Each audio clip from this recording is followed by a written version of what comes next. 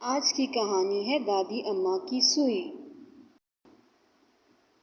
پچھلے وقتوں کی بات ہے کہ ایک جنگل کے پاس ایک بوڑھی دادی اماں ایک کٹیا میں رہتی تھی۔ دادی اماں سارا دن کام میں جٹی رہتی، اپنی کٹیا کے باہر بنے ہوئے چھوٹے سے باغیچے میں پودوں کو پانی دیتی، مرغیوں کو دانہ ڈالتی، اپنے لیے کھانا بناتی، غرض سارے کام خود اکیلی ہی کرتی تھی۔ دادی اماں کو کپڑے سینے اور کپڑوں پہ کڑھائی کرنے کا بہت شوق تھا۔ ان کے اپنے کپڑوں سے لے کر گھر کی ہر چیز جو کپڑے سے بنی ہوئی تھی، ان سب پر دادی اماں نے کڑھائی کی ہوئی تھی۔ دادی اماں کھڑکی کھول کر اس کے پاس اپنی آرام دہ کرسی پر بیٹھ جاتی اور ہلکے ہلکے کچھ نہ کچھ گنگناتے ہوئے کپڑوں پہ کڑھائی کرتی جاتی۔ کھڑکی پہ کبھی فاختہ آ کے بیٹھتی تو کبھی کوئل، کبھی ننھی چڑیاں تو کبھی بلبل، اور کبھی تو بہت ساری چڑیاں آپس میں بیٹھی چہچہاتی اور دادی اماں کی آواز سے آواز ملانے کی کوشش کرتی۔ دادی اماں چڑیوں کو یوں چہچہاتے ہوئے دیکھ کر خوش ہوتی اور لے میں گنگنانے لگ جاتی۔ اس وقت ایک عجیب سا خوشگوار سما بن جاتا۔ ایک دن صبح سے آسمان پر بادل چھائے ہوئے تھے۔ اس دن بھی دادی اماں اپنے کاموں سے فارغ ہو کر اپنے کپڑوں پر کڑھائی کرنے بیٹھی۔ ابھی دوپہر ہی ہوئی تھی کہ آسمان پہ بہت کالے کالے بادل آئے اور اچانک اندھیرا چھا گیا۔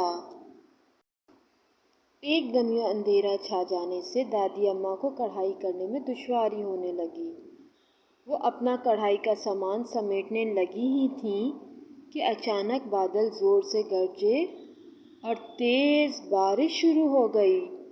دادی اماں یوں اچانک اتنی تیز بارش سے پریشان ہو گئیں اور جلدی سے کھڑکی بند کرنے کے لیے اٹھنے لگی ہی تھیں کہ ان کے ہاتھ سے کڑھائی والی سوئی زمین پر گر گئی۔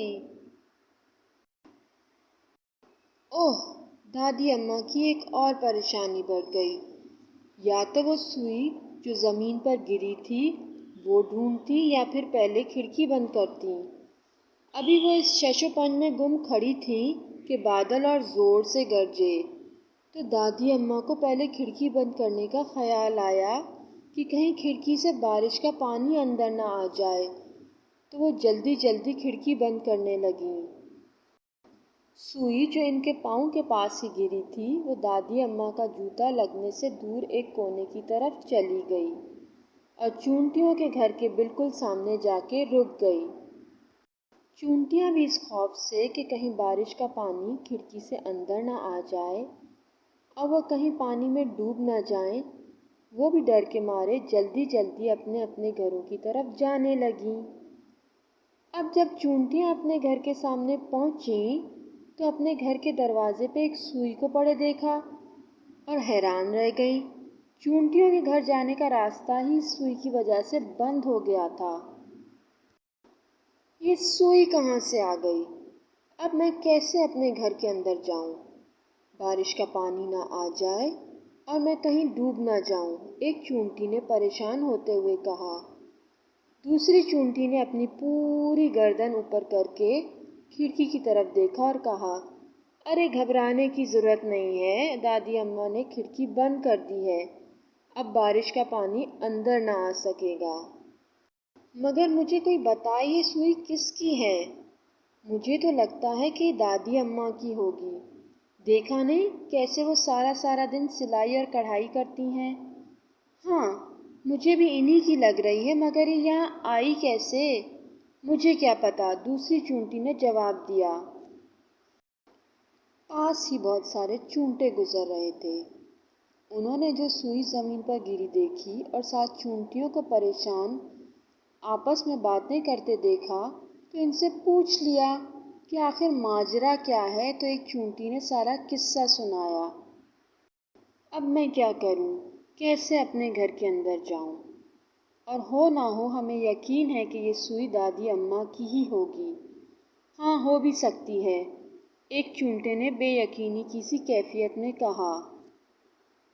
ابھی ان کی پریشان کن گفتگو چل ہی رہی تھی کہ ایک مکڑی جو وہیں اوپر چھت پہ بنائے گھر میں بیٹھی تھی، مسکراتی ہوئی ہولے ہولے نیچے زمین کی طرف آئی اور بولی، میری پیاری چونٹیوں اور چونٹوں، میں کافی دیر سے آپ کی باتیں سننے کی کوشش کر رہی تھی۔ مجھے وہاں اوپر زیادہ سمجھ تو نہ آ رہی تھی، مگر مجھے اندازہ ہو گیا ہے کہ یہاں کوئی پریشانی والی بات ضرور ہے۔ مجھے بتاؤ، میں تمہاری کوئی مدد کر سکوں؟ پھر جن چونٹیوں کے گھروں کے راستے رکے ہوئے تھے، انہوں نے اپنی پریشانی مکڑی کو بتائی۔ بس یہ پریشانی ہے۔ ہاں، یہ تو طے ہے کہ یہ سوئی دادی اماں کی ہے، کیونکہ میں چھت پہ سے انہیں کڑھائی کرتے ہوئے دیکھتی تھی، اور آج بھی وہ کھڑکی بند کرنے سے پہلے پریشان کھڑی تھیں اور کھڑکی بند کر کے زمین پر کچھ ڈھونڈ رہی تھیں، اور مجھے یقین ہے کہ وہ یہ سوئی ہی ڈھونڈ رہی ہوں گی۔ چلو اب سب مل کر اس سوئی کو اٹھاؤ اور دادی اماں کی کرسی کی طرف لے چلو۔ مگر وہاں تک یہ لے کر جائیں گے کیسے؟ بیچ میں تو قالین بھی بچھا ہوا ہے، ایک چونٹے نے کہا۔ اس کی فکر نہ کرو، میں تمہیں راستہ سمجھاتی جاؤں گی۔ بلکہ راستہ کیا ہے، قالین کے دوسری طرف ہی تو کرسی پڑی ہے۔ تم بس سیدھے سیدھے چلتے چلے جاؤ، اور دیکھو اس وقت بھی دادی اماں کس پریشانی سے اپنی سوئی ڈھونڈ رہی ہیں۔ چلو چلو سب جلدی چلو اور دادی اماں تک ان کی سوئی پہنچا کے آؤ۔ چونٹی اور چونٹوں نے پرجوش لہجے میں کہا۔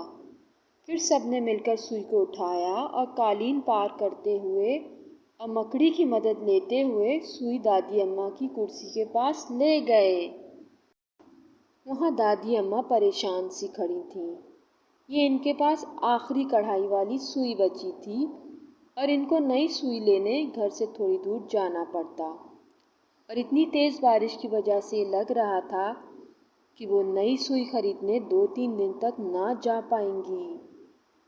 اچانک دادی اماں کیا دیکھتی ہیں کہ چونٹیاں اور چونٹے ان کی سوئی کو مشکل سے اٹھائے ہوئے ان کی طرف چلے آ رہے ہیں، اور مکڑی کبھی اپنے جالے سے نیچے آتی تو کبھی اوپر جاتی۔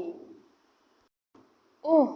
یہ سب دیکھ کر دادی اماں حیران رہ گئیں اور جلدی سے جھک کر سوئی اٹھا لی اور تشکرانہ انداز میں ان سب کا شکریہ ادا کرنے لگیں۔ چونٹیاں، چونٹے اور مکڑی بھی دادی اماں کو خوش دیکھ کر اور بھی خوش ہو گئے۔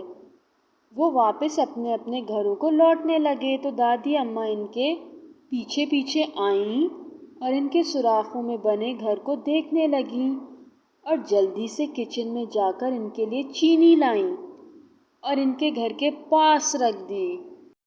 اب روز صبح دادی اماں چونٹیوں، چونٹوں کو چینی ڈالتی اور مکڑی کے جالے کو صاف نہ کرتی، اور مکڑی کی طرف پیار سے دیکھتی۔